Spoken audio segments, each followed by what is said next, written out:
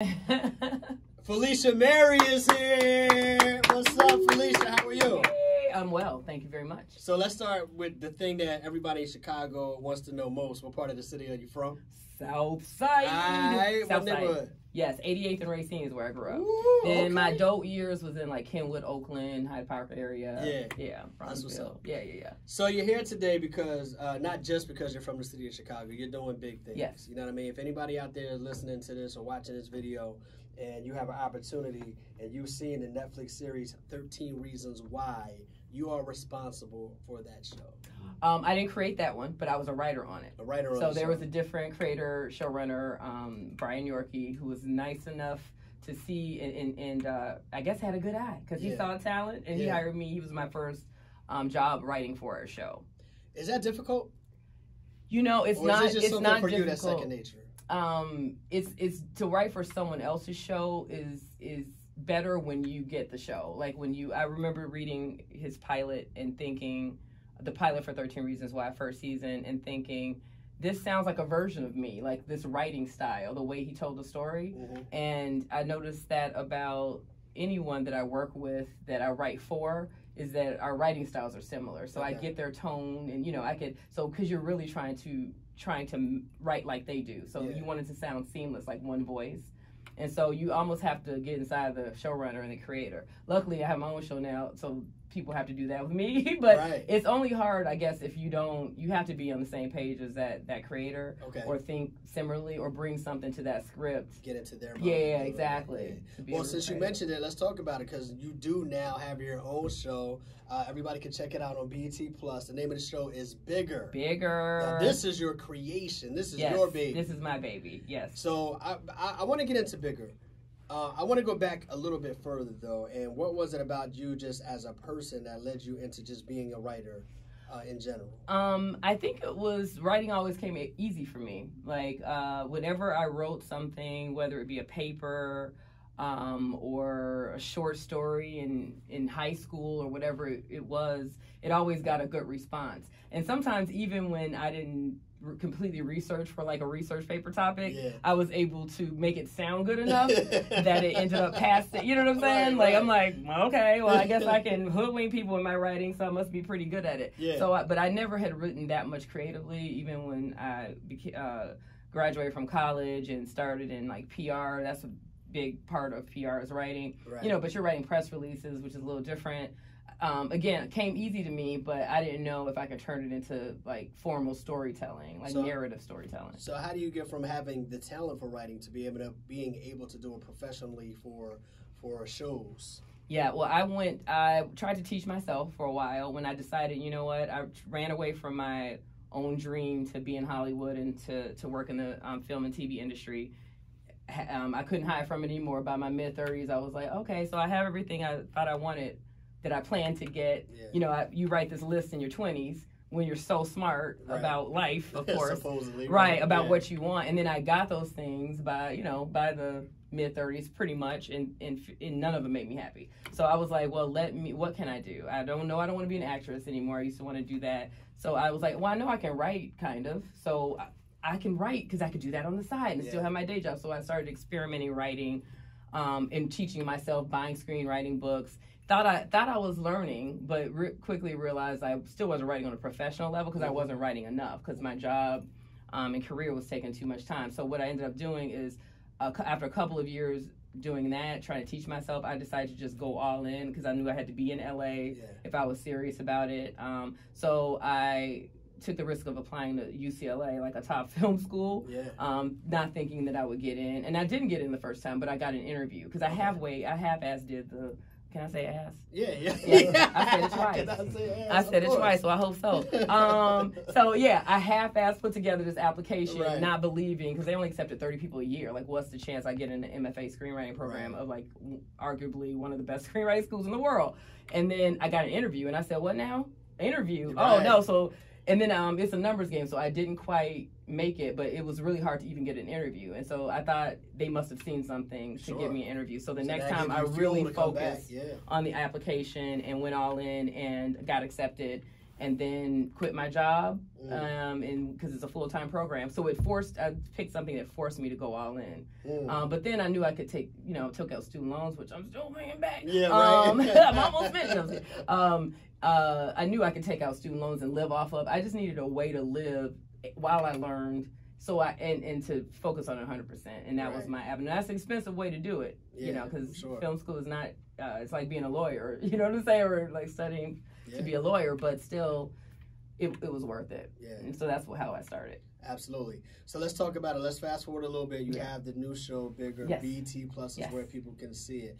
Now, what about for the people that aren't even familiar with BET Plus? Yes. You know what I mean? Can you explain that a little bit and how people can even check out BET Plus to get to your material? Absolutely. So BET launched in in September, their new streaming platform, one of the newest streaming platforms to hit. They're a lot hitting right now. But this one is, the sweetness about this is all Black content. Yeah. So my show, Bigger, produced by Will Packer. My showrunner, by the way, I'm just going to shout him out, Devin. I don't believe he's going to kill me. Devon Shepard. I don't know where that came from. But they're the two executive producers. And then Tracy Oliver has First Wives Club, reboot of First Wives Club, making it Black, and a TV show. So those are the two original shows. Plus you have like all of Tyler Perry's content, Martin, I think it's almost all of Martin up there. Yeah, I'm sure. College Hill, like all your favorite BET stuff. You can binge there, streaming now. And the way you get BET Plus is you download the app on your mobile device or whatever device you want to download it to. And the way I watch it is through Amazon Prime. So if you're an Amazon Prime member, you can add BET Plus as a channel. On your browser, go to Amazon.com, and then when you go to your app, you can watch it. Just sign up. I have Amazon too, so I can definitely pull it up when I get home. Absolutely. So, but sign up via BET Plus app first. Gotcha. Then go in there and you can watch it. Okay. Yes. Cool. So that's how you get to it. All right. So now you have your new show, Ballers, on that platform. Let's talk about Ballers and the concept behind it. What did I say? Ballers. But you know what? I love Ballers. Yeah, that's another network. That's the beauty of editing as well, because nobody's going to hear that. Right. All right, so let's talk about your new show, Bigger, that you have on the BET Plus platform. Yes. For the people that have not seen it, what is the concept of the show? The concept of the show are 5 friends in their mid-30s who all went to college together, who are still friends, living and working in Atlanta. And it's about one woman in particularly in the group. Her name is Lane, had just left her corporate job when we meet her, and she has started her own business, a vintage shop in Little 5 Points, which is a gentrified area of Atlanta. And she's kind of struggling with this new, because once you walk out of corporate like I did, there's the brokenness, there's the figuring it out. It's not like it's easy after that point. Right. But she's made one step. So we find her out of the group having made one step. The rest of the group are still at a place where they're questioning where they are. Okay. So all 5 friends, 3 women and 2 men, all the same age, for the most part, are at this place in life wondering is there something bigger and better than where they currently are. Yeah. And Lane, the fun, and I often say this show is like Sex in the City mixed with a bit of, like Black Friends, kind of. The fun of it is that Lane is also dating a boring in bed boyfriend. So when she right. runs into, a bigger and better option, wink, right. She ends up blowing her life up a little bit. Because the question of bigger and better, like what does that even look like, right? Whether it's a guy, well, I don't know what it looks like in a guy, but in life, what is that? How do you define that? And if you watch Bigger, you'll see what that looks like. Wait a minute, what is this rated? I'm just saying, it's TV, mature for sure. Yeah, mature TV. Yes, okay. Yes, but really, the central question of the show is, is it safety or risk? Right. Right, and so. And that's personal life with your man, boring, or the excitement. Because excitement can leave you up at night waiting for a text. Right. You know what I'm saying? Or in a situation where maybe other things aren't as stable. Like you said, you might you might be with a guy or a girl. Yeah. And that person is everything that you need to be stable in your life. And then you go with somebody else who might be more exciting, but, they might not work this month. They might not work with, but you had fun. Right, exactly. You know what I'm saying? Exactly. And how do you decide? Right. Because one thing gives you one thing that feels good, and one thing gives you another thing that feels good. And so that is really the central question of her personal life And then it's still the question of all the friends' lives as it relates to the lives they're living in love and in career. So everybody's at that reevaluation point. So you see them trying to chase what's bigger and better. Sometimes it's the wrong thing. You know what I'm saying? And that's what real life is, and that's what it was for me as well. Yeah, it's almost like, are you falling into that the grass is greener on the other side thing? Absolutely. Know what I mean? Or are you holding yourself back from really going after what you want? You don't know until you try it. You don't even know. Yeah. Exactly. And these are the questions of life that I guess my point of view also as a creator is that you explore it, because you don't want to I didn't want to regret having explored this. I wouldn't be sitting here talking to you today. Now, if I had explored it like I explored acting in undergrad and was like, I don't know about this as my main career, you know what I'm saying? But that needed exploring, because I would have never gotten to writing. Yeah. So the exploration will never be a waste of time. You know what I mean? I totally get it. Yeah. I feel like for me, when I'm listening to you, I think about that point in my life when I was like, yo, you know what? I don't see any way I could do a 9 to 5 for 40 years and then retire. Like, you know what I'm saying? Like, yes, this is still a job. Yes, I still work for a company, but this is an untraditional job. On radio.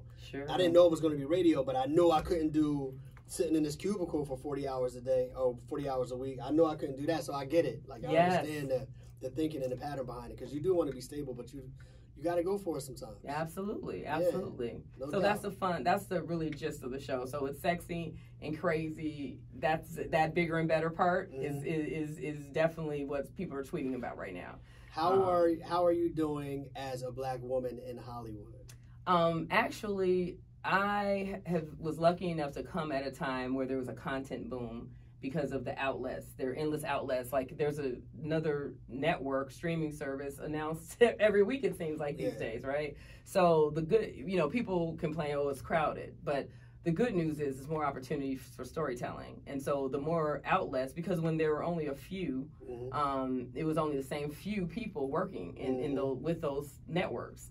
And now there's endless. So I can't think of another time where there could be an Atlanta and an Insecure and a South Side, which I love that show, South Side, and my show at the same time, because my show's in Atlanta, and so is Atlanta, you know what I'm saying? And I know Boomerang is shot in Atlanta. There would be a time in history where they would have said those are too many shows in Atlanta about Atlanta, or that sort of thing, where it's so many outlets, there's no one saying that anymore. And that is huge for any Black creator, especially Black women. It is still dismal, though. I don't want to misrepresent the numbers. Hollywood still, in terms of the power moves, they are white male showrunners. I think it's somewhere upwards of 85 to 90%, if I'm not mistaken. Might be somewhere in the 80s, I don't want to lie, but it's definitely over 80%. White males are showrunners. So they're, no matter how many shows we have out there, it's still, most of the voice you're hearing is not us. You know what I'm saying? So just because you see a few faces, we shouldn't get excited, but we should say that we should get excited about the opportunity, but we shouldn't think we arrived. Right. But I'm in a network of women that meet almost quarterly, called Black Women Who Brunch. Lena Waithe is in that group. Okay. I'm trying to think of anyone else from Chicago that I can remember right now. But it's like we just went to Palm Springs again. We've been going on annual trips for the past 2 years.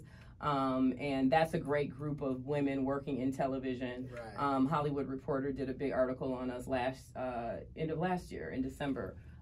So a year ago, and it was like 62 women in one photo, Black women TV writers in one photo, and it was the biggest shoot they ever had, photo shoot. So those sort of things keep me motivated, knowing there's so many Black women actually working now that there's been such a push for diversity, and now the gatekeepers don't have to hold on to their houses like that anymore, because there's so many homes they can't block us out of all of them. Right. Okay. No, I get it. So what would you say to somebody that wants to follow in your footsteps, male or female, man, just trying to get into the game? I would say study your craft, number one. Study your craft. Whatever you decide to do, see that as your second job, about how to learn how to do it. I also say, tap into whatever you believe in, whether it's you're a Christian or you're more spiritual than religious, which I am more spiritual than religious. I used a lot of vision boarding, and there was prayer, obviously, but there's a lot of, this is a faith walk, you know what I'm saying? So something needs to keep you in a space of spirituality so that you aren't motivated by what you see, but what you know to be true about yourself and about what's possible. And that's a really high level place to be. And it takes a lot of workshopping with yourself to stay there, because the thing that Hollywood does best is say no. Okay. So you have to really be strong spiritually to be able to take the no and still believe you're going to get there. And so that was me, you know, looking at The Secret movie for 1,000 times, me doing a bunch of vision boards, watching Oprah, you know what I'm saying? Like anything I had to do to get my sort of spiritual backbone up, that's what I did.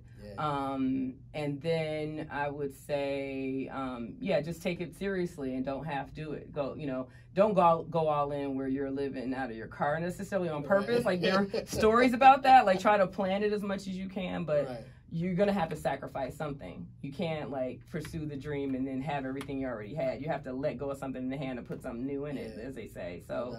I think those are all the cliches I can come up with. But, wise words from Felischa Marye this morning.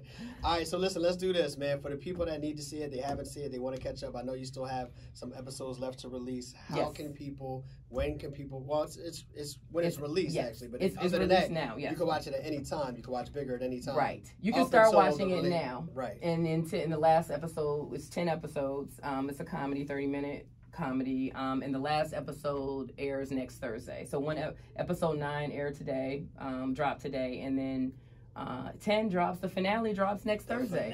So you can binge it all, after it, or you can start now, and by next week you'll be all caught up, ready for the finale. Are you already working on the next season? We have not gotten our season pickup yet, but it's keyword. We will. No, I'm just kidding. I don't know what they're gonna do. I don't know why I keep looking at the camera. But no, hopefully. Hopefully they do it, because we're getting a lot of, anyone who's watched the show has loved it for the most part. That's what's up. Twitter's on fire about it, and people are calling it their new favorite show. So I can't, I don't imagine that they wouldn't. Yeah. Well, let's encourage everybody right now to go to a BET Plus. You can check it out on your Amazon account. Bigger is there and is ready for you to watch. The finale is coming up this next week. So you have all between now and then to catch up with the past episodes, and make sure you watch the finale as well. And you're doing good work, man. Just keep it up. Thank you. Thanks for having me. Felischa Marye hanging out with us today, man. You already know what it is, man. Kyle Santillian, WGCI. Thank you so much for being here. Thank you. Appreciate it. Thank you.